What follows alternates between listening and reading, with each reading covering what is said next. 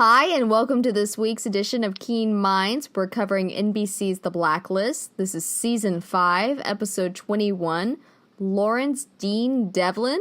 My name is Jen, a.k.a. Takata Saeko. And I'm Tessa.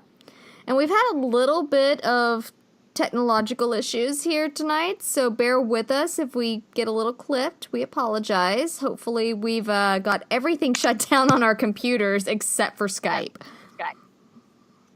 Yeah, well, it goes with the episode a little bit. Aram couldn't really go many places with his tech, and he had at the end to rely on his instinct, and he got jump on the car and actually found some R. So we're good. I completely misheard you. Instead of instinct, I heard angst. Ink. Like angsting. Oh, that's what you got in your head. You got angst in your head. I always have angst in my head. What are you talking about? I live off of angst. My bread and butter. About instant, yeah, instant. How did you like the episode? For where we are, I liked it. I thought it was a very well-written episode. Well, mostly well-written episode. All the details were nice. I thought it was a bit extreme in parts, but that's... Whenever you add a bear, I have a personal thing that becomes a little over the top. So I told you before, I need to have this conversation. Let's get it out of the way here at the beginning. Years ago, maybe about 10 years ago, a friend of mine that I used to co-write with all the time, we were both reading, it was for anybody that watched White Collar, it was a White Collar fanfic that we found, and watch one of our listeners have written this 10 years ago, it'll be hilarious. We found this White Collar fanfic where the main character, Neil, went through all of this crap. It was like, he drank 12 bottles of wine, not glasses, bottles, got in a car, somehow managed to actually turn the key in the ignition and start it. You know, if I had 12 bottles of wine, and he wasn't unconscious. Yeah, he's actually conscious, can drive, apparently. Somehow drives off a ravine into a ditch. I feel like he was impaled or something. I don't remember. Maybe that was just the Samar thing coming in there. It's been 10 years. My memory is not great. Ends up at the bottom of the ditch, and there was a bear. And at some point in the story, the bear got a point of view scene. And so there became a long-running gag between the friend of mine that I used to write with and me, where we said when things were over the top and there was just a lot of stuff happening, and then something else happens. We went, oh, all that in a bear. Okay. And that became the joke. And so I'm sitting here, and poor Samar, so much has happened to her. She's been through so much, which is just in great deal the heightened reality that we deal with in Blacklist. It happens. All this stuff is happening. And then all of a sudden, the guy starts getting mauled outside of it, and I went, no, this is not happening. And then you see the bear, and I go, all that in a bear! And the roomie isn't here this week, and so I'm sitting there screaming into the void with the cats looking at me like I'm crazy, going, nobody understands what I mean. It was great. All that in a bear. I love the bear. And Aram's reaction, he's just, a bear? I tell you, there were two things. The Red's comment about the penis to the giant bouncer. Okay, I've been really negative on Red, and that was, and I was angry at him most of this episode. That was hilarious. Yeah. That and was like, people whose neck are bigger than their head, they have this people think that they're stupid. So how about going against a stereotype? I mean, and then you get the bear, and it was great. I mean, it was because that's what the Blacklist does so well. It injects this humor into an over the top thing that in other shows it would be like, come on, give me a break. They're in the bottom of a ravine. They've both been impaled by objects. They're likely going to just die of starvation or eaten by the rats, both of them. But I was really surprised the rats never bit anybody. But they were drowning. Well, they were drowning and they were moving, and she kept swatting them away. But they never actually bit her, and I was shocked. But the bear was a little more intense. Yeah, well, once the bear went in there, probably the rats were like, "Oh, snack." Yeah. Ooh, But it floss. was hilarious. I I was love to floss after I eat. Using the tail of the rat. tail. Ew. Thank you for that mental image, Tessa. Things that my nightmares will be made of right there. The bear flossing with the rat tails. Yeah, Welcome to Keen Minds, folks. We have gone Yep. this far. you know what? This is the 21st episode of the 5th season, and we've gone for 22 episodes with the bag of bones. We're done. Our brains, they're turning to mush. Too many bones. Yeah.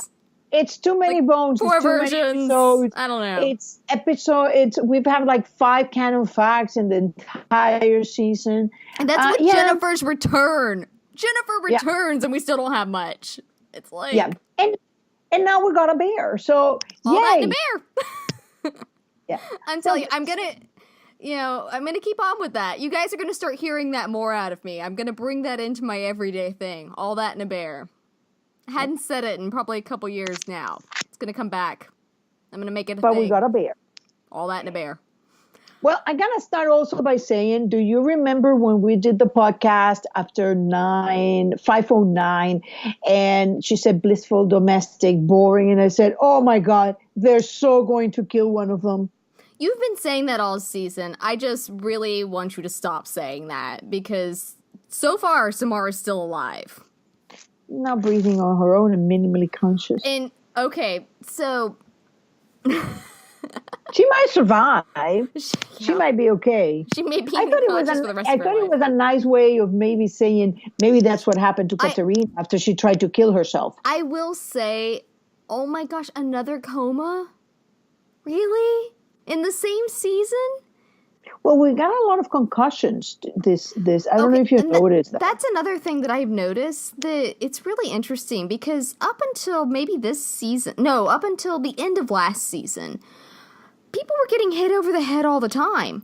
Tom Keene. I think we talked about this last week. Tom was getting hit over the head all the time. There was just no stopping Liz it. And Wrestler. Liz and Wrestler were getting. I mean, you want to talk about issues that move forward when you have, the blast from an explosion.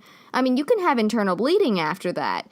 But I mean, yeah, they've been in explosions, and nothing has phased them. They just pop back up and go shake their heads off, get a little dizzy, and go, "Oh, I'm okay," and they move on because that's what TV does, and that's fine. We accept that as a heightened reality, By the way, that's not how it medically works, but, we accept it because that's the TV reality. And then suddenly, latter half of season 4 into season 5, it's like, you get a concussion, you're dead. Laurel Hitchin got hit her head, she's dead. Elizabeth Keene hit her head, oh my gosh, she's in a coma for 10 months. And that's just, it's continued on and on and on, and I don't know what to make of that. I think it's an interesting thing and something to keep in mind because there were some things, and if you want, let's go in a more organized way. I mean, it's crazy now that we have a bear, but we should try to keep to the structure even with a bear. Right, yeah. Tessa said that I'm in charge of the structure, so we know that we're all doomed. I apologize, everybody. Let's start in with the Blacklister. So what did you think of the Blacklister? I love the Blacklister. I mean, how can you not love a Blacklister that has a carefully wrapped in paper so it doesn't get frost in the freezer, and it takes a baby's hand or a kid's hand and feed it to the rats as a little snack until they can get to the meal of Samar. I don't remember who it was, but someone I was talking to goes, why are they feeding the rats a plastic hand? I'm just sitting there going, I don't think it's plastic, friend. I think that's because it looked like, they were supposed to be, blood and tendons and bone cut off. Well, it had been like frozen, so probably you couldn't see. I mean, but that was supposed to be a child's hand. Yeah. I was a little. Well, he was disappearing. He says, "I know you would disappear. You keep a little hand here. I mean, you could keep a part that is not so easily identifiable as a hand, though. Although I imagine that once the rats get hold of it, it doesn't matter. It's like the mafia with the pigs. But this, I found that interesting that we're seeing a lot of repeated things, and we have gone off a little bit of doing parallels because we're both very peeved to do parallels. Parallels require a certain level of happiness with the show that we haven't had in a while. But I thought today, since we're almost ready to learn of the identity of the Bones. You have more faith in them than I do. I would just like to point that out. Until I know the secret, I don't believe them. You're not alone, apparently. But so we have crazy people in the woods. We have the Front, the Kenyon family, this crazy cult of New Haven. We have again people obsessed with cadavers, death, and disappearing. We got the stew maker, the crazy person in the Mombasa cartel that was skinning them and making them into stuffed friends. That's the saddest thing I ever seen. And the mom's just like, oh, this is the best one of all of them. Yeah, lady, you're crazy. Not mom of the year. No. Plus, that was a secret child. So there's a secret giant in the woods skinning people and putting them around a fake or a very real fire in the woods. So, but we also have Kate Kaplan, who was also obsessed with cadavers and death and found cadavers appealing. Other people obsessed with disappearing death. So this is another person. This is the second blacklister obsessed with reptiles or bugs, because we had the apothecary. And the Front was also experimenting with the bubonic plague, also had rats. That's how they get to it. So it's funny that in this episode a ram finds them through the rat they use to get them to find them. That in this episode the rats are going to eat Samar. And I love the fact that this blacklister was like so matter of fact, like I have that in my notes. How casual he was. Yeah, the part that I love more about the blacklister is when she gets out of the car and she tries running, and you could see that she was at the top of her game because she had a big. I mean, she got hit on the head. I thought that she had been injected. She hadn't. She just had been in the head so hard that she took all that time unconscious. And can I just say that, like we just talked about a few minutes ago, there are sometimes that you kind of, give and take a little bit with TV, that you expand your beliefs for television. Mm-hmm. But at that point, that's coma level right there, how long she was out. She was not injected with anything. She was just unconscious. Mm-hmm. That's not how long you're unconscious. If you're unconscious that long, you're in a coma.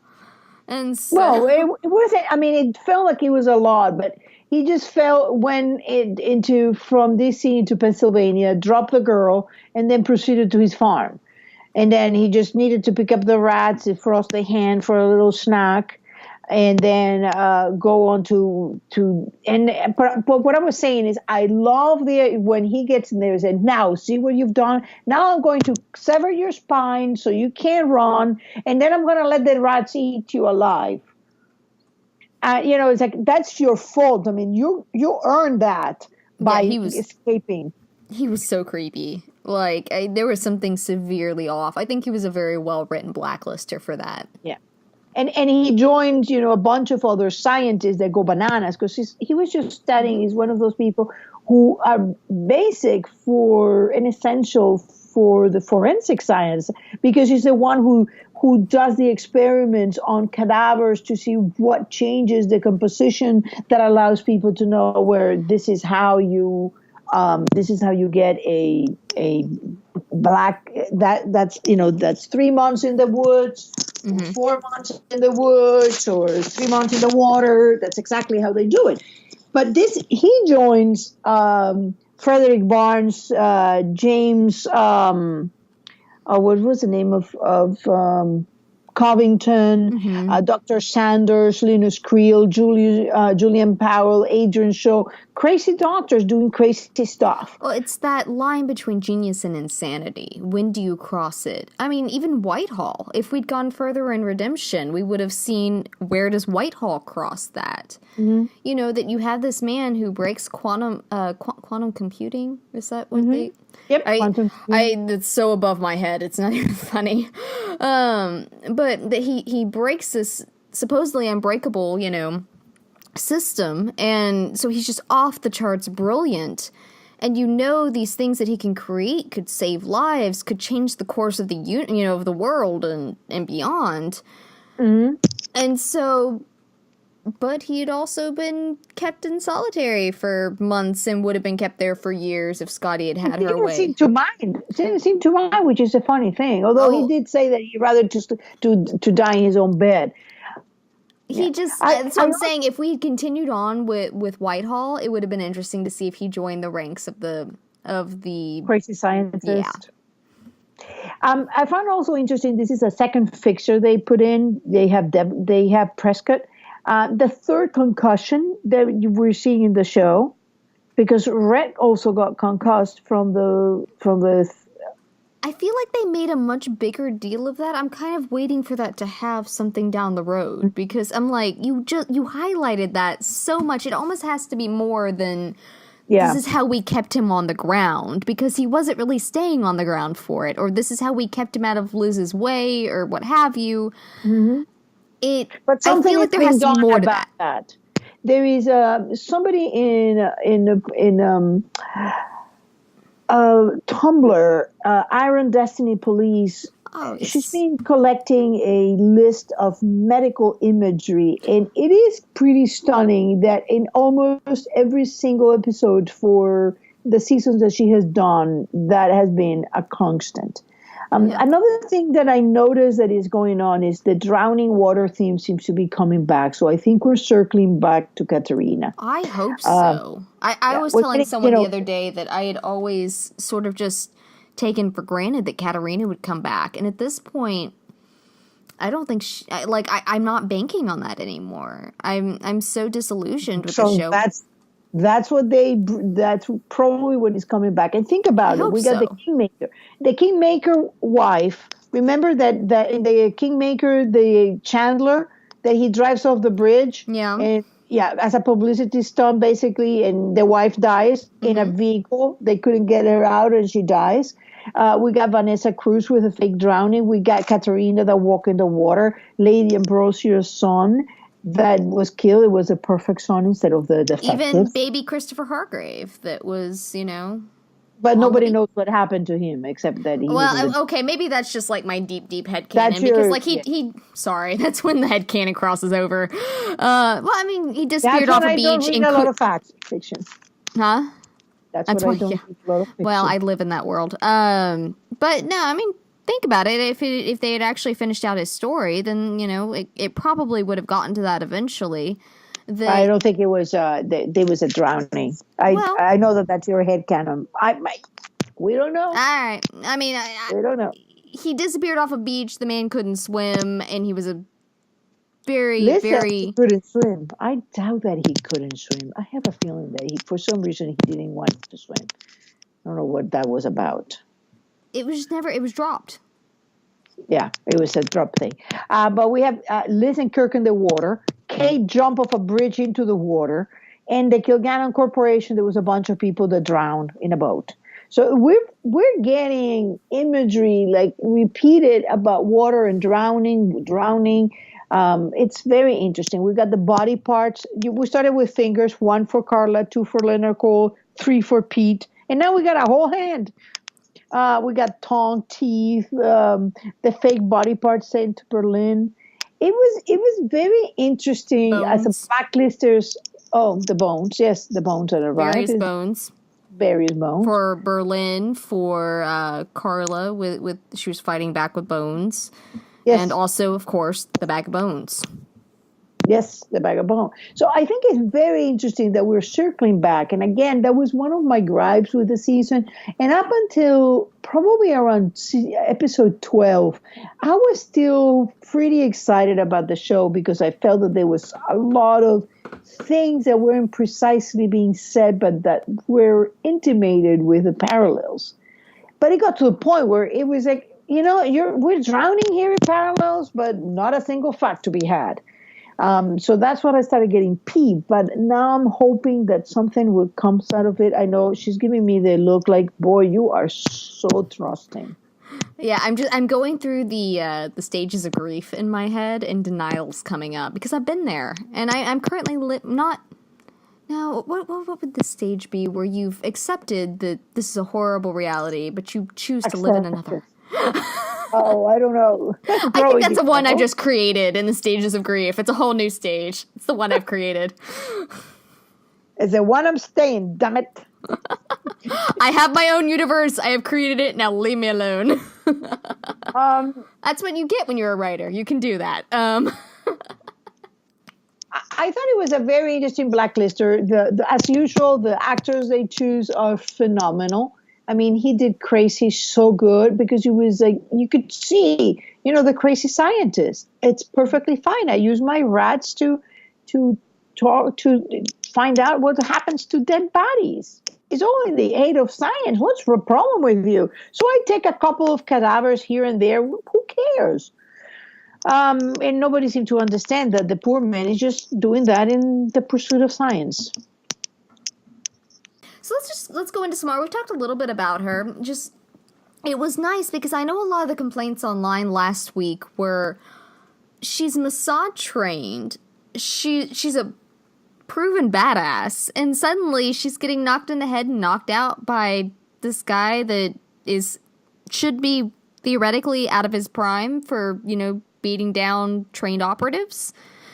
And, there were some complaints about that last week, which my statement was that, people get caught unawares. It happens, and I feel like after this week, it was very, that's more acceptable. That, it just was a one-time incident. It's not like she kept getting beaten by him. The only question I had was when she took off running. I loved using the flare. That was clever. And that would go into Liz using the flare gun in the guy in Alaska. Yes, that's nice. But using the flare, getting out, and taking off running, I know she was grabbing the stake to use against him, but why did she stop? She had such a head start on him, and if she'd kept running and deviated, she would have lost him. I think that the head injury was severe. I mean, I know that this may be the way they were trying to make it, but to me, it felt. The first time I watched the show, I was like, wait a minute. I mean, this is a Mossad trained operative. She shouldn't be knocking this guy and not taking his gun after knocking him down. She should just be taking the gun and shooting him. Then the second time I watched it, and I actually went back and I watched when she gets taken the previous time, she gets knocked on the head really bad. So I think that there was a part of it that, and that may have contributed to the fact that she drowned or that she was without oxygen, is because her brain was not really well. She was not well. She kept trying, like she would kick one side of the van and then she could have made some headway there if she had kept that one, but she wouldn't go to the other one, and she would try something, and there was something in the way that she was playing it, like she couldn't keep the stuff together. So I think that the whole thing was, and this is where the head injuries I think are coming in, that these people with head injuries, they're going around and they're not quite okay. And I think it goes to Red, because Red was having peculiar reactions in this show. I found him callous to a point that I had never seen it. and I'm probably one of the Red's biggest fans. But this was a little. I have this down in my notes, and so we should get into this with Red. But yes, Yeah. I thoroughly agree that there's been a Injury callousness thing, is nice. Callousness is a good way of putting it. It just a levity about him, and it's even before the head injury, though. Maybe not. No. It's after the head injury. No, it was before the head injury because it was when he was popping off about oh goodness, what was the line? Howl at the moon for all I care. Yeah, but that started there. But that was him being angry. But after that, I've seen that they're drawing him as acting a little weird. They drew Samara as acting weird, and I'm thinking that they may be something to what happened to Katerina that had to do with a head injury, and maybe she wasn't the same. Maybe. I mean, and if they are working towards that, I kind of like that because honestly, one, it would make more sense why they put so much light on the head injury for Red, which wasn't making much sense to me within the course of the episode until we get to the end of the season, though. I mean, I'm kind of withholding full judgment on that. Mm-hmm. But they also did the same with Kaplan and the migraines. That's true. Let's see. But trying to stick to Samar. What did you think about that phone call? The what? The phone call. Well, they got phone call. Yes, the phone call. Sorry. Yes. I thought it was beautiful. I'm not gonna lie. I mean, the lake. Yes. Well, I mean, I think that her brain was going to, because she follows up by if you would have asked me to marry you, my love, I would have said yes. Like that was what she was focused on. So you're right. You know, it's a brain injury and it's also fear with adrenaline with, you know, everything that was mixing up. I mean, that's one cocktail going on there. And so I thought it was a beautiful thing between them.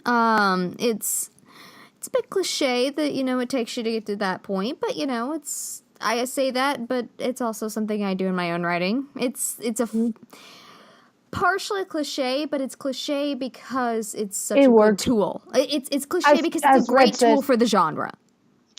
Things get to be cliches because they work. Yes. And that's what I'm saying. I'm not saying cliche in a bad way because it's, while part of me goes, oh, why did they have to get to that point? The other part goes, it was a beautiful scene. It was a beautiful conversation. You know, it's like, just as long as she's okay, I'll be okay with this. Something I have in my notes that was interesting. It said, new level of badassery. Using the tire iron that you were impaled with to try to pry open a door. Because I noticed that when she was trying to pry open the gate, the front of she was using the same tire iron that she'd pulled out of herself. It was blood all over, yeah. Yeah, and I said that is a whole new level right there.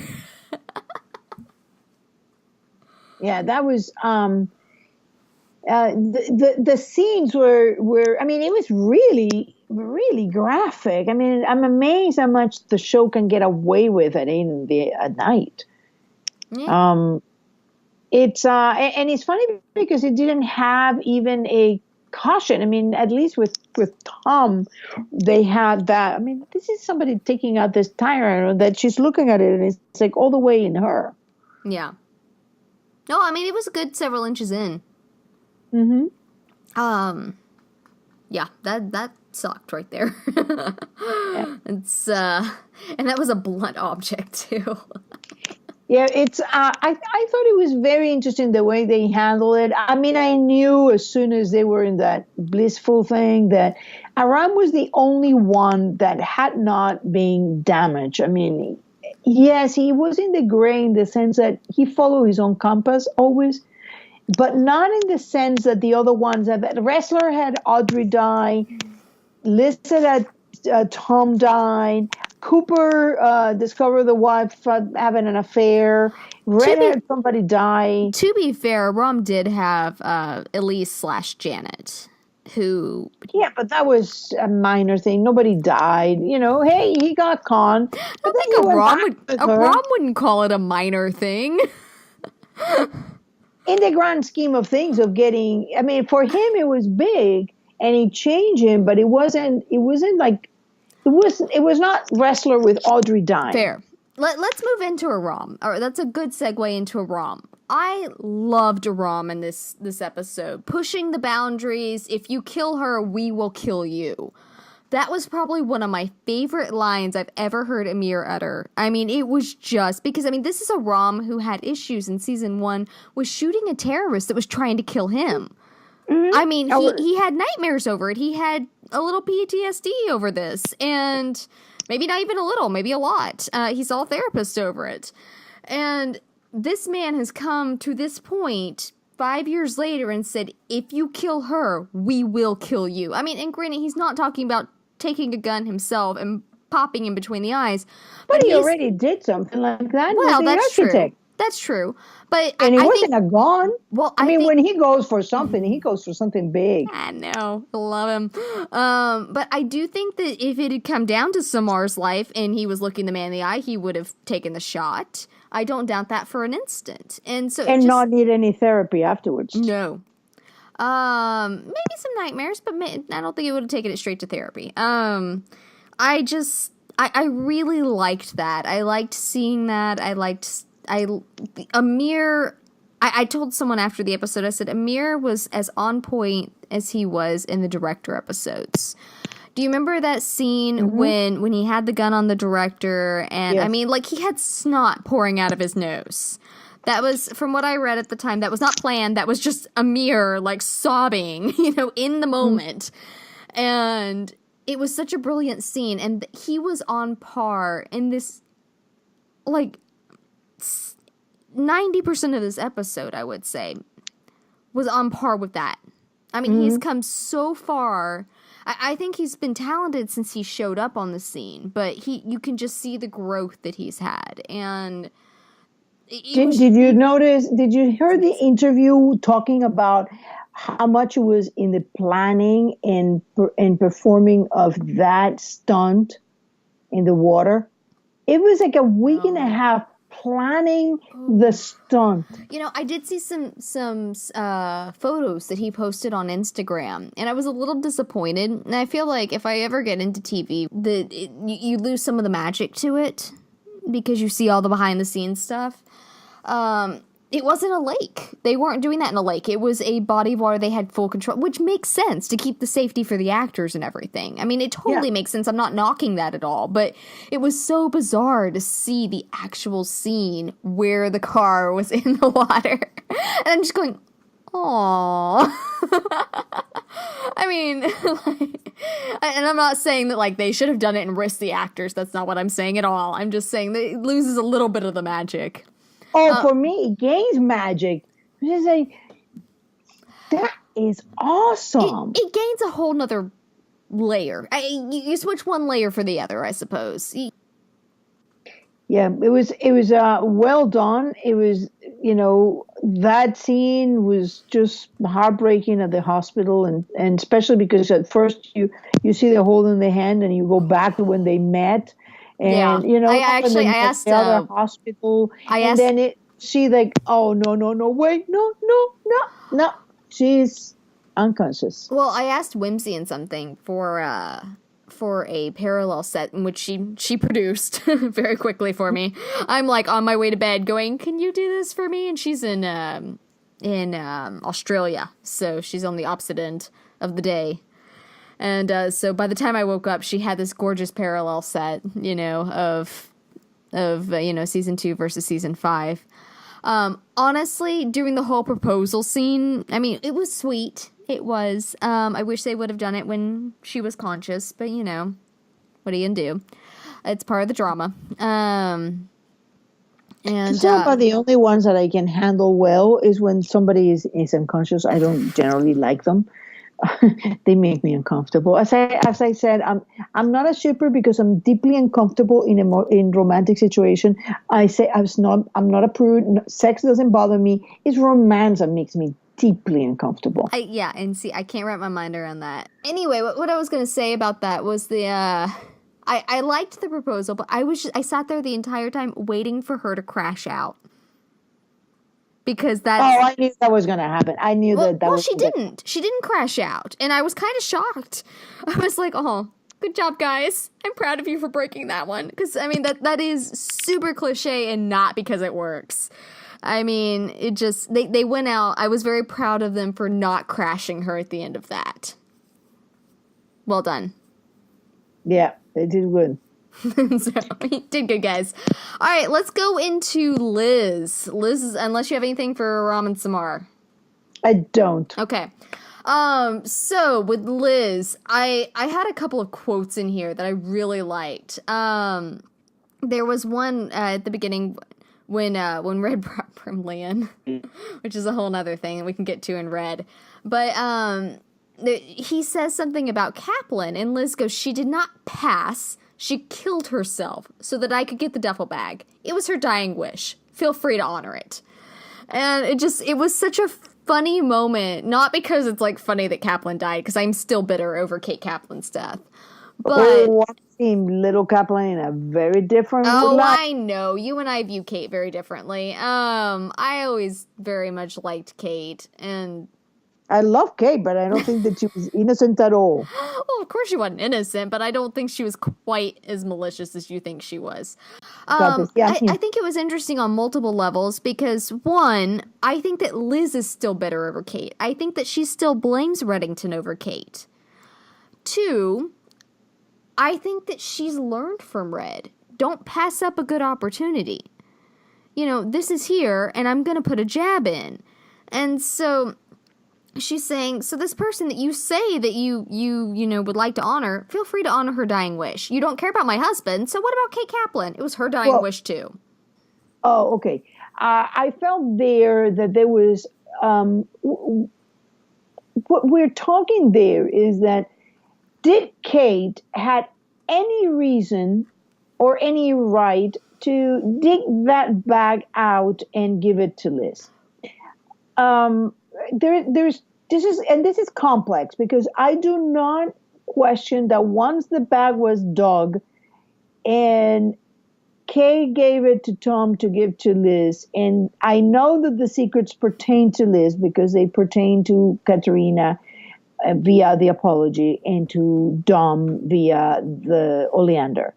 So I do not question that, but I do question that Liz doesn't think that wasn't Kate's secret to Dog. And after a woman who had tried to poison Red, took all her money, almost sent her to jail, Tom wasn't even mentioned. So whatever plan she had for Tom, he wasn't going to make it out of there. And framed Dembe for trying to murder Red.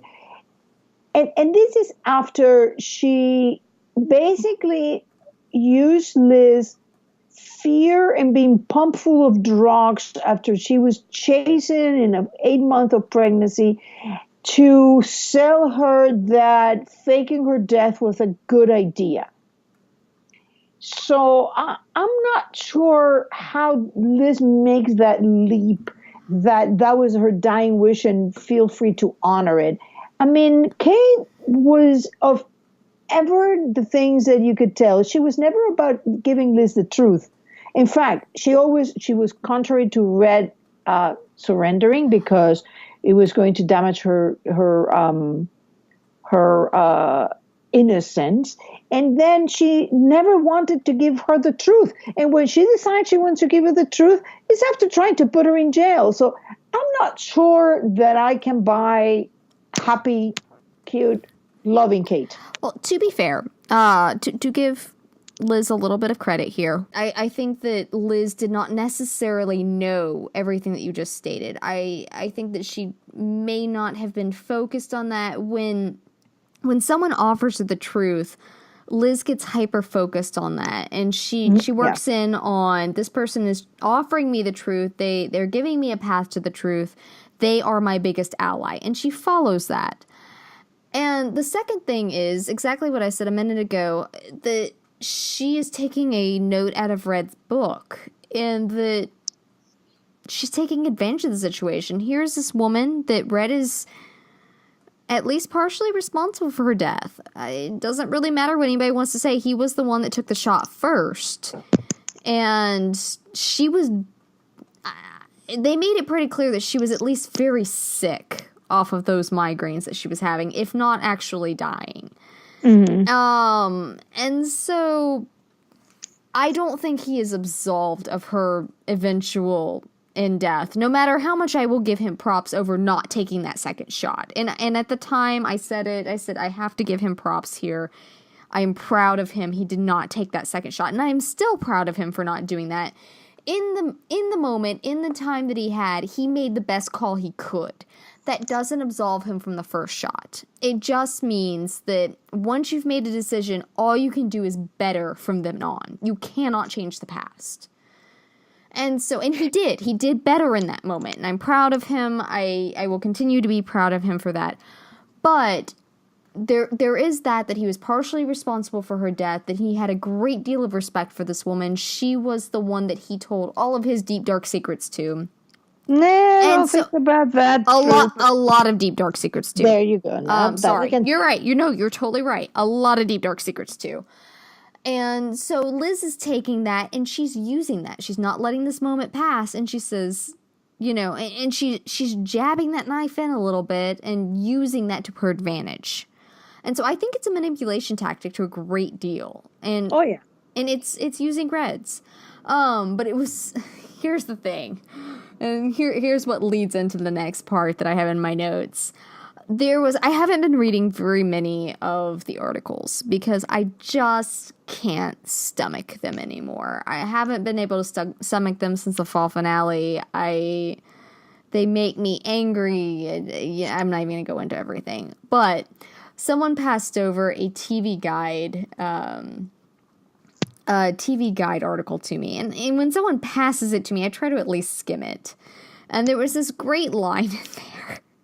It said, if there's one positive development in this storyline, it's how persistent Liz has been in reminding her father of his broken promises and general assholery.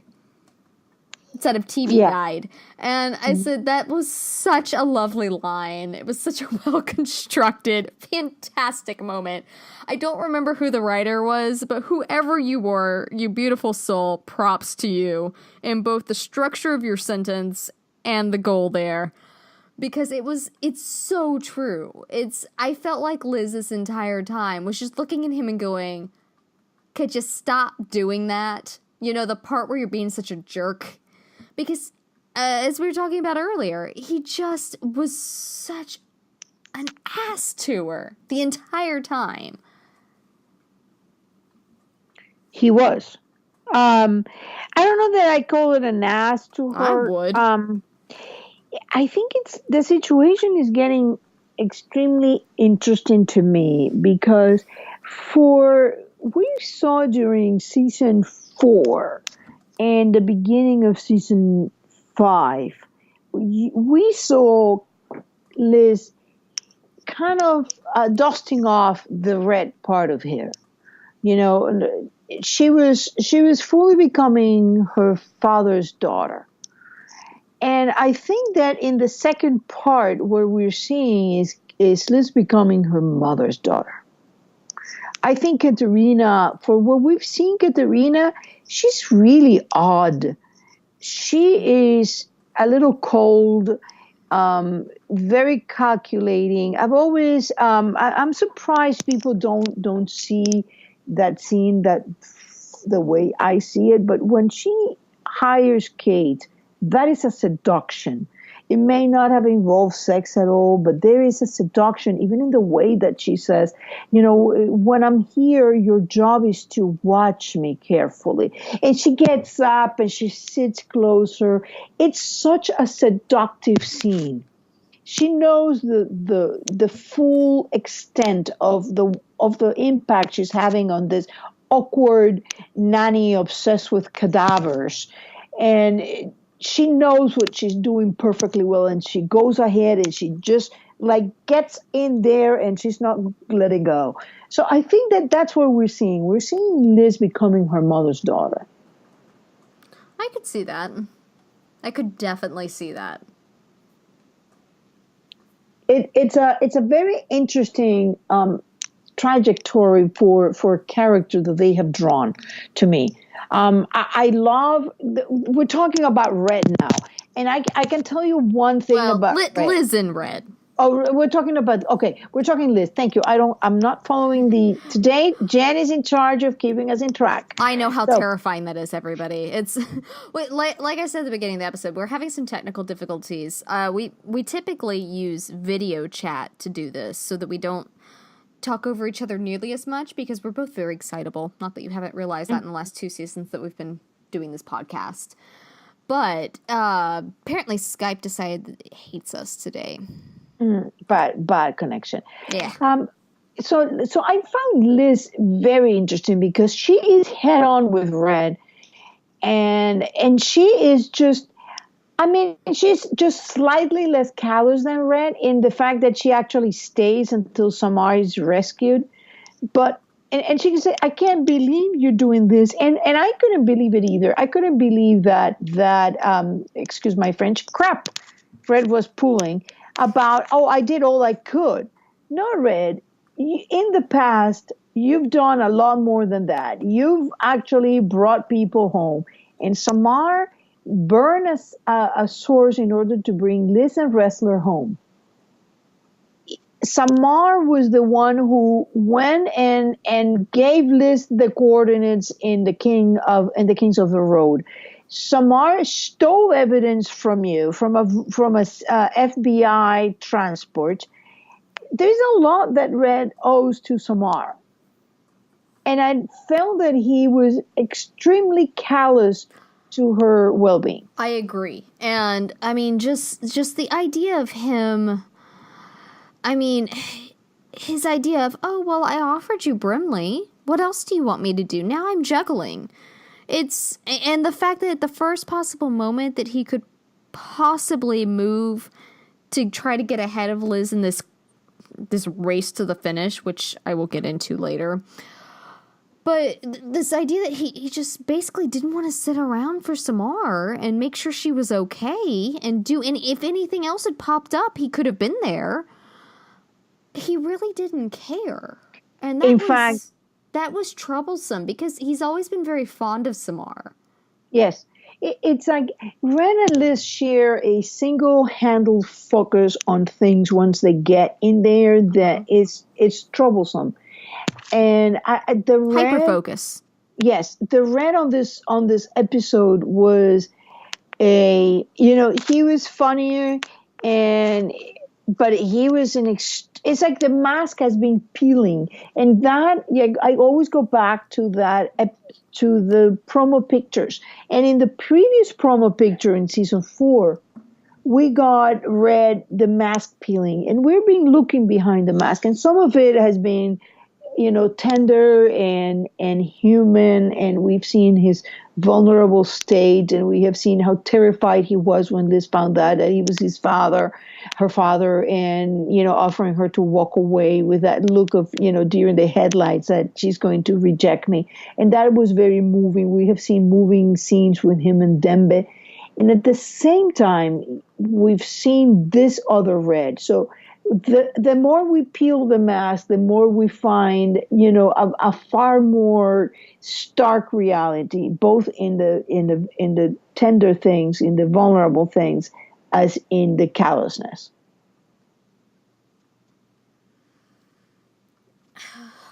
There's just been a lot of callousness things. One of the funny things that I want to say about first, I love seeing Brimley. Whenever Brimley appears and whatever I thought about you when they said the holistic approach to things. I thought, there you go. That's a nod to Dirk Gently. So yes, hey, I thought about that as well. Nodded. But I thought it was very interesting that they bring a badger. It was bizarre. Okay, I have some statements about that as well, but go. Okay, I absolutely adore the badger because one of the things that I have, and I don't know if you remember when we started commenting on season 4, I said, in season, up until then, we had seen the magician perform the tricks. And then we started seeing the magician rehearsing the tricks. And in this season, and we've gone back to that image of Red as an illusionist, of Red as a magician making a trick. And most of what he does is exactly the way he described the troll farm, an illusionist that creates, it's basically information warfare because he creates realities that seem perfectly real, but they're not. They're all make believe in order to create an impression that has an effect. And this Badger is an illusionist. Is an actor that can look ferocious and make anybody believe anything, except he's an actor and has a very nice personality. So I thought it was a very, very interesting segue into bringing back Red the Magician. I just found it a very bizarre situation, like from start to finish with Brimley. So I have this all in my notes because I love Brimley. I was partially kind of weirded out that they brought him back at all. Not because I'm sad that Brimley came back, because he's hilarious. I remember being so proud of him when he finally got Tim Bay's name right. He gets everybody's name wrong. He's just a little off. He's a little kooky, like everybody else that Red employs. But he's the only one that's lasted through. They killed Baz without bothering to actually say that they killed him. They had to tell us that off screen, which I threw a hissy fit about, if you remember, in season 4. But they killed Baz. They killed Kate. Who else have been some of the who are the big ones that have been around? Well, Marvin Gerard is in prison. I hope they bring him. Marvin's either in prison. He might have gotten out, but he's obviously not with Red. And so, like, all these people that Red's had around him are gone, except for Brimley. And Brimley left, but then he came back when Red had money. And that was the thing that got me. When he could protect him, it's not about the money. It's about being able the protection. The protection. And that was the thing that got me in this episode, was that he made a very big deal over the fact that, because it's not like Red had really lost the FBI at that point. Even if he didn't have his contacts, he hadn't quite been cut loose by the FBI at that point. And so, but we still had Brimley saying, until you get everything back, you can't protect me, I'm not willing to go to prison, yada, yada, yada. But he's willing to march into a black site with the FBI and work with it seemed so bizarre to me. Maybe he's just looking for another employer. I don't know. It was bizarre. It didn't make sense. And it honestly, what it felt like and what the Badger felt like to me was that the writers right now are stretching and they don't have enough information to fill the that's where I feel like they're at right now, is they've got where they used to count their words, where everything had multiple meanings, twisted to the side and every which way had multiple meanings. Now it's like, we didn't know what to do, so we filled it with a Badger. I love the Badger. You may love the Badger. I don't have anything against the Badger. I'm just saying he felt like a time filler. See, I didn't feel that. I because what I saw is, here it is, they bring in you an illusionist. So, and this goes back, I have a theory going on that I'm cracking the numbering of the Blacklist. And among the things that I have cracked is that Red describes himself as an illusionist. So there is something in bringing a Badger that is supposedly this ferocious thing, but it's not. That to me is appealing to maybe Red being undercover and not being the criminal that he's not. Everything about me is a lie. I don't know, and I hope there's something deeper to it. It felt like a time filler to me. Yeah, we're gonna see. I mean, we're very, very close. To these things. Can I say that we also got fish reference in the mackerel and another coin? Did you notice that? And another auction like the king? Yeah, you're right. I didn't think about the coin, but you're right. Yeah. So let's move towards, unless you have anything else to add, let's move towards the end because there's some overlap of Liz and Red at the end with that Yeah, whole. then I'm gonna want to talk about the bones because it's time to start Okay. getting deductions and you gotta have a firm stance going into the next episode who you think is in the bag.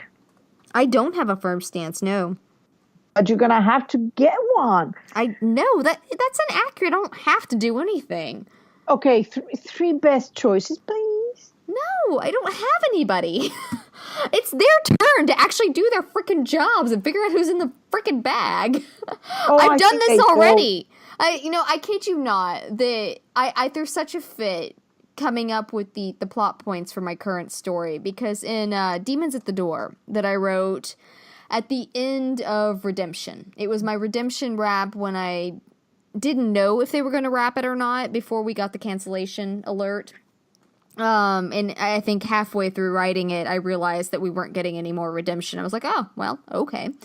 I came up with an ending for the Bones.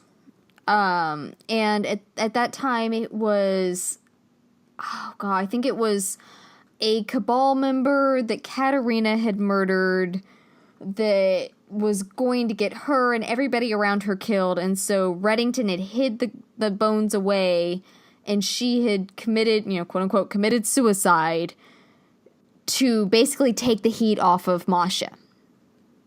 Okay. And that was the go. Okay, but that is not supported by this current thing. No. I don't think at all that's canon. That's what I'd come up with for it going into season 5. I think in other words, you're not taking a stance. I don't have one. Okay, let's wrap up and then we'll go into the bones. What else do you have about Red? Okay, so the remaining information I've got in my notes that I want to cover has to do with the whole spiel at the end. There was something bizarre, and Allie Blacklister had a very interesting theory. I don't know if you saw it, on Tumblr. Yeah, I think somebody reblogged it on. I did. No more. Well, I know that you did, but when I saw it, somebody else had reblogged it. Yeah. I don't follow her. She has me blocked. So yeah, I know. But anyway, and so.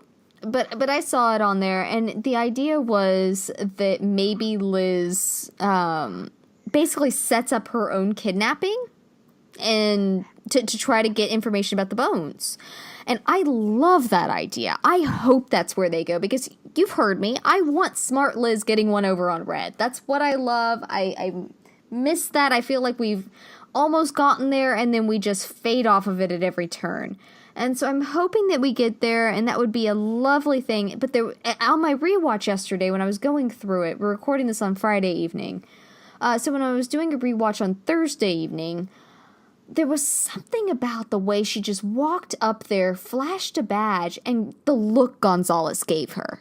He just looks at her like, you're late. Would be, if his expression said anything, that would be it. Like, he was expecting her. He wasn't surprised. Who said that? Gonzalez. Gonzalez. I mean, he was. I'm not sure I follow you. Gonzalez was the guy that was running the auction. And so there's a very small scene where Liz walks up and she's talking to one of the thugs that he has. She flashes a badge and says Elizabeth Keene, FBI, and then it pans over to Gonzalez. And he's just got this very casual look on his face, like he knew she was coming. He was expecting her. There was nothing hostile about him like there was with Red. His entire demeanor was hostile with Red, not at all with Liz. There was something going on there, and I really like Allie's theory that she has something up her sleeve, and that next week is not what we're expecting. I really like that. I think it will be very neat. I particularly don't think it's going to be the case. I don't know why. I wouldn't know how to put my finger on it. It would be a very, very neat thing to do. And there is a scene in that preview where she's like looking through a window that could be. But something tells me no. There is there is something in all this thing about Sutton Rose that I find extremely interesting. About what? About Sutton Rose Okay. and Ross, that the guy who gets the bag, Right, and right. that scene at the end when he's telling Smokey and Red and Dembe are talking, and he says, he was. I thought he was dead, and then Garvey faked their death. So I think that there's something there that could be said about what happened there. I find it interesting because whenever we get one of those repeated names, that usually ties to the past, and we have had Patty Sutton, the one that was like tasted like the rum soaked pastries. We had Mrs. Sutton, that was the teacher, that abominable teacher in the baby shower, in Ash. Yeah. So I found that interesting whenever we get those kind of names. I feel like sometimes that means something, and sometimes someone just knows someone named something, and they go with it. I mean, like, there's really no telling outside of the writer's room. Because I know a lot of the names come from personal acquaintances, friends, etc., etc. It's interesting that Garvey was the one who protected him from Red by faking the death. And I'm starting to think if, there seems to be among the fandom, some people saying, something really bad happened to Red family. And I'm thinking, I always thought, how could they protect Carla unless they make believe that Carla was dead? And I've always wondered if there was like a fake crime scene made that made Red think that everybody had been killed. Mm-hmm. Maybe. I mean, because talking about all the blood, I mean, when he was with, what's her name? Madeline Pratt. Yeah. It's an interesting segue there that we may have had a fake crime scene at some point. So, are you ready to start talking about the bones? Or you got something else on the episode? I have a little bit more. And so there were a couple of things that I wanted to touch on. A couple of quotes. I've apparently gone from parallels to quotes. This is how I've evolved here. There was the quote that Red gave. It said, "You follow me where you don't belong. Watch tapes that are none of your business. You do what you know I don't want to do. What you know I don't want you to do. And you disappoint me. Yet somehow at the same time you impress me." And there was just something about that I've talked about over and over again, how he treats her like a child.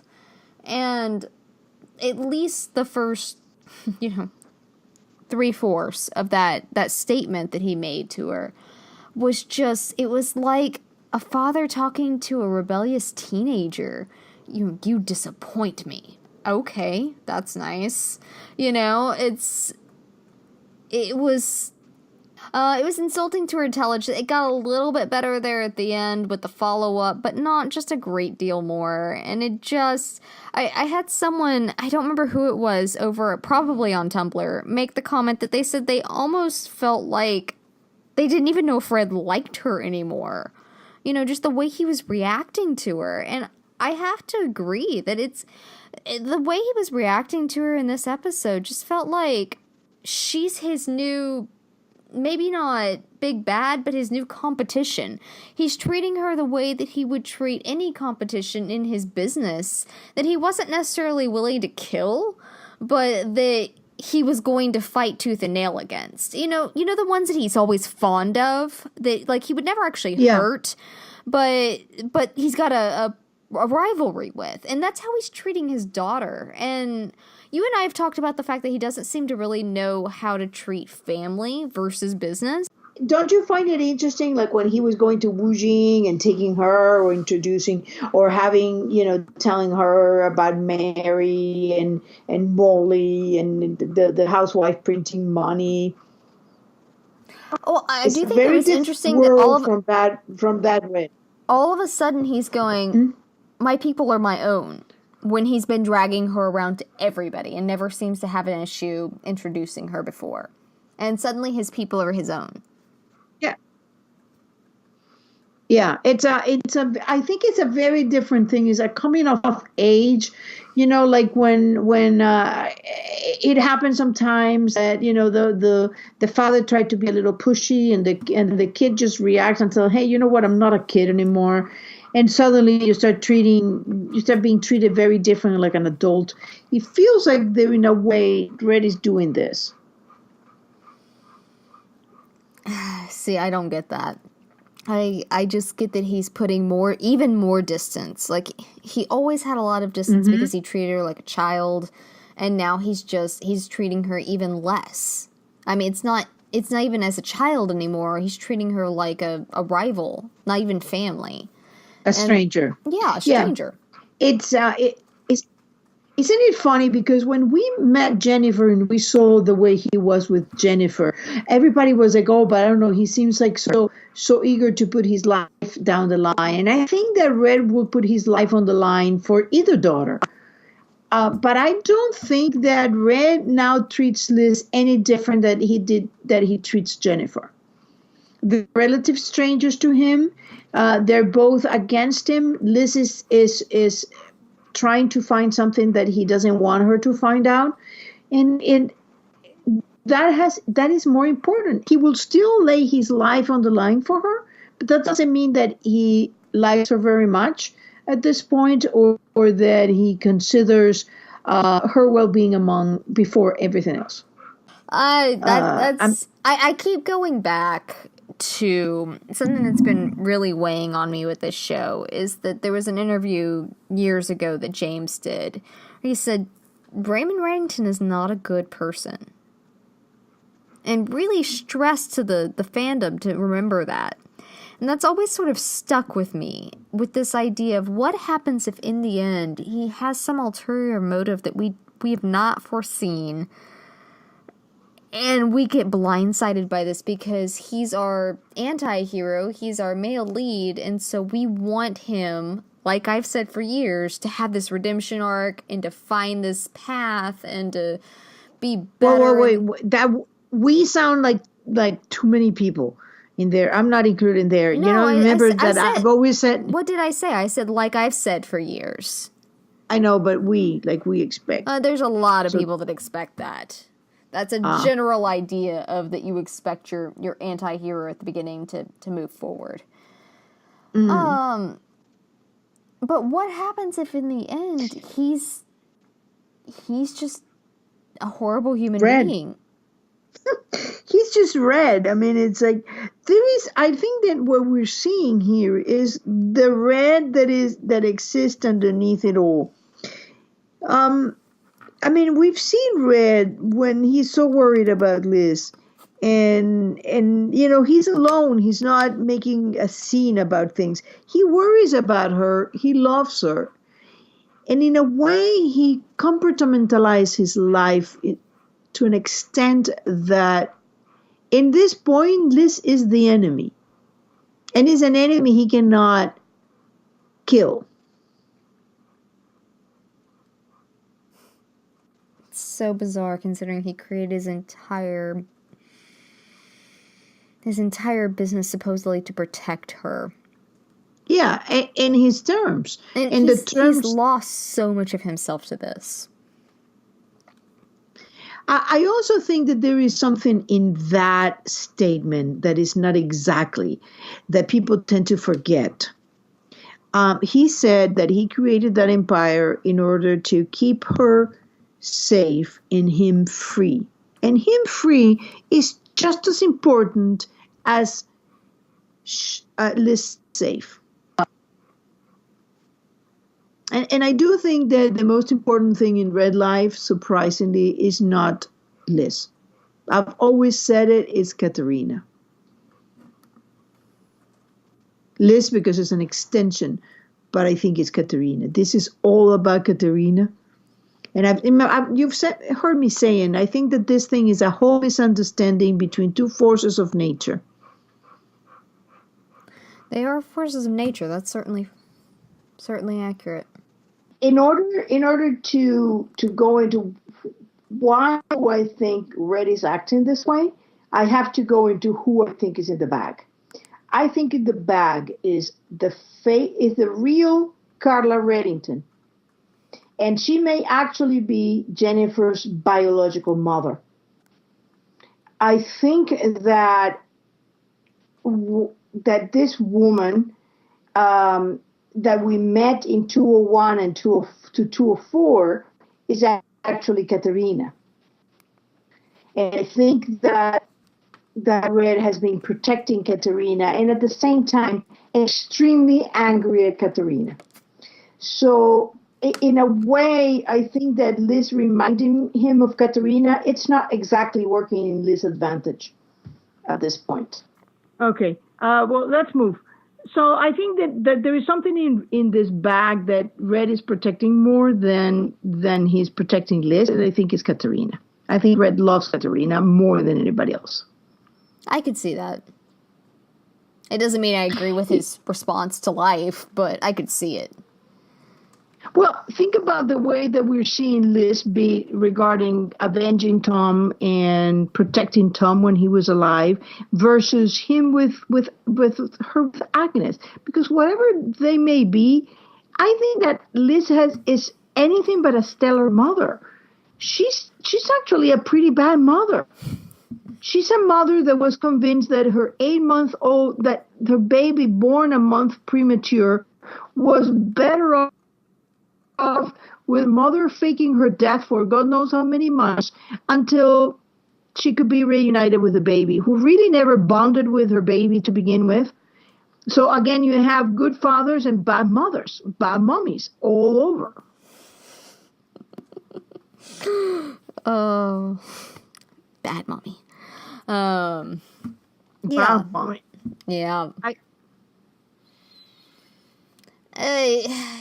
But I don't think Red's a stellar father. I mean, in fact, I don't think he's even a good father. I think he doesn't think he's a good father. I mean, it's the last thing I have on my notes about Reddington is that our sprint to the finish statement. It goes back to referring to it like a sort of game. And like it's just another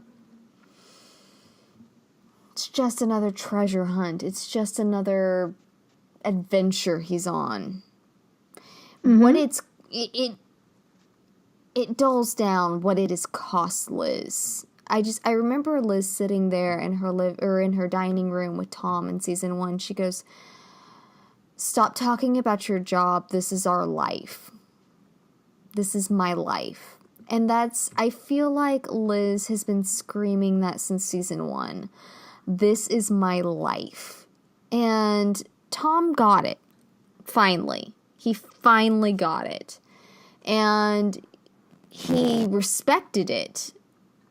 And as he started understanding that, he looked at Red and said, "You were the one that hurts her most." And that has just continued on, and that Red continues to hurt her the most. When times are good between Liz and Red, they're great. They have fun, they go off on the run, they,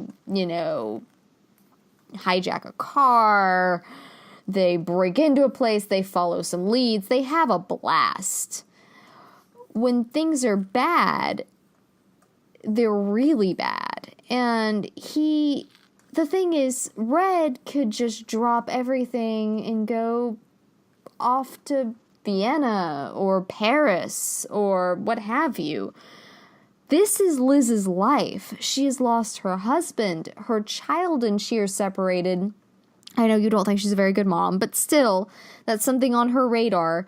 And every time Red says, "Oh, well, you won't spend a day away from Agnes, you don't have to," I just want to hand him, it goes back to the TV Guide quote, "All the broken promises and general assholery." That is Reddington in a nutshell this season, that he just keeps downgrading and belittling and mocking Liz's pain that she's living her life in, just seeping into and burrowing down in, and she can't get out of, because everybody she loves is connected to this. I think that the one thing that distinguishes me from a lot of other people is I don't expect Red to be redeemed. I said Red is perfectly what he is because that's who he had to be in order to survive. I don't really expect, even if he's proven to be running an undercover mission, that's not redemption. That's just who he is. He's still the person he is. And I think that is one thing that is very important here. And we've been talking about Jennifer a lot. And I thought about this. One of the things that we have learned is that Red has led enemies have brought danger to Liz's life many, many times. He takes her from the Summer Palace, correct? And most people agree about that. Yeah. I have an additional step for the Queen of Kidnappings, which is that she gets kidnapped one more time. And I think that makes a difference for me. I can see how Red brought danger to her life. And then he was afraid and evaluated his vulnerabilities. And he decides to go and hire himself a guy of the appropriate age to take a look and keep an eye on the daughter of a famous honey trap. And then when the guy falls in love with her, he flies to her wedding in a rage, and he's being tracked by one of his enemies. And he brings that enemy right to Liz's door. And then he surrenders to the FBI and brings again more to danger to that. Then Peter Kotsiopoulos decides to prove that he doesn't have the fulcrum by hiring Braxton. And Braxton and Peter had no idea who she was until he leads them right to the factory, and Braxton realized that she is the girl in the Night of the Fire. And now Peter knows that she's Katerina's daughter. So consistently, Red's care had been bringing danger to Liz. And it makes sense of what Carla does to tell Jennifer, you have to put the fear of God, the fear of dread in Jennifer, because it's the only way. If he hides, the only way that she's going to be safe from Red, if he's Red, she's not on Red's radar.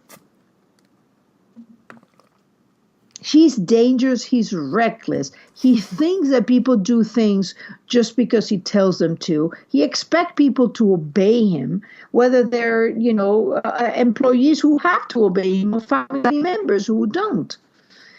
There is an inherent danger in Red, recklessness, and belief that he is infallible.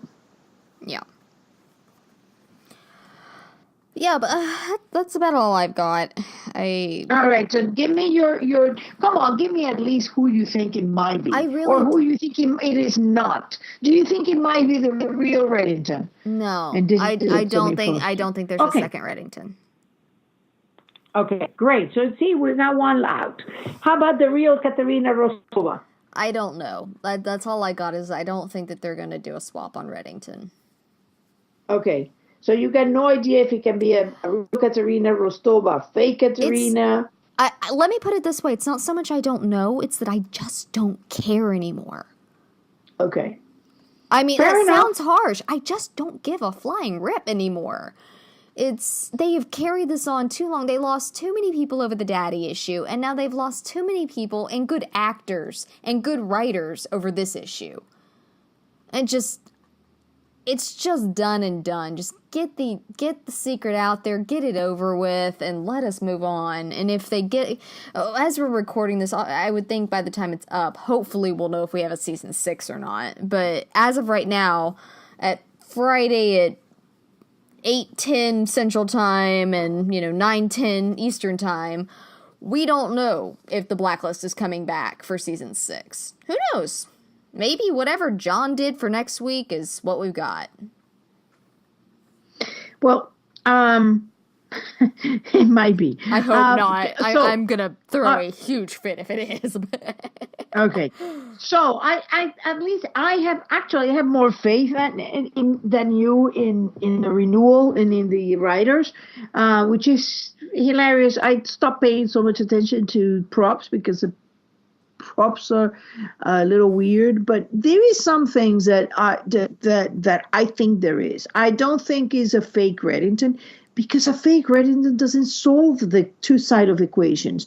Basically, what I see in this bag of bones is that it's a point of confluence for Katerina, for Red's lover and love child, and wife and child, and that is a peculiar point because imposter Red doesn't solve the Carla Jennifer equation side of the equation because a fake Renton post 1990 would be more dangerous to Carla and Jennifer than a real Renton because that is something they can identify as not being Reddington. And that would have, if that's what he's going for, that's going to be the most dangerous thing for this person. So I don't think that solves anything, and it should be taken completely off the table. I don't know why people are still in there. To me, it has nothing that makes any sense. And Reddington's power doesn't derive from being Reddington. It derives from who he is, because he can make this amazing charades and illusions that gets him what he wants, and he's ruthless and willing to do whatever he needs to do. So I don't think it is a fake Red. I don't think a fake Katerina will go anywhere. And so I am left with an actual confluence of my two theories that I've had of who is Katerina. My very, very first theory about Carla and Katerina was that Carla was a spy, and her identity had been given to Liz's mother. And I think that is actually what I'm going with, combined with the second theory that the woman we met in season 2 is Katerina. And this woman in the back is the actual Carla Reddington, who was a Soviet spy, who targeted Red, and whose identity was used by Reddington by providing a woman who was almost a doppelganger, Katerina. That's how he met Katerina, when she had to pretend to be his wife. And now with an entry to the KGB because she was supposed to be a spy, maybe one that nobody knew. Maybe that's how Oleander came to be Oleander, because she needed to have a father who was a spy. So I think that in the bag is the real Carla, who's the fake, and Katerina is a fake Carla. Well, we'll see in a few days, I guess. Yeah, it's a complicated theory, and but I'm super excited because everything that I've looked forward, with a little snatch of Emma, and still I have this odd feeling that Emma will come into the picture. Not as Jennifer, maybe I got that wrong, but that she's somehow involved in this whole thing. So that's all I got, and until then, I am super excited for next episode. Our season finale of season 5 will be airing on Wednesday, and so that will be our final main podcast. We're talking about doing one where we can talk to individual listeners if anybody's interested in that. Ping us, let us know. I've had a couple of people reach out about that. So yeah, you can catch us on iTunes, SoundCloud, and YouTube. We're on Facebook, Twitter, and Tumblr. And until next week, when we will see this unfold, and we will talk with you then. And hopefully have some sort of answers. Bye-bye. Yes. Have a good one. Bye.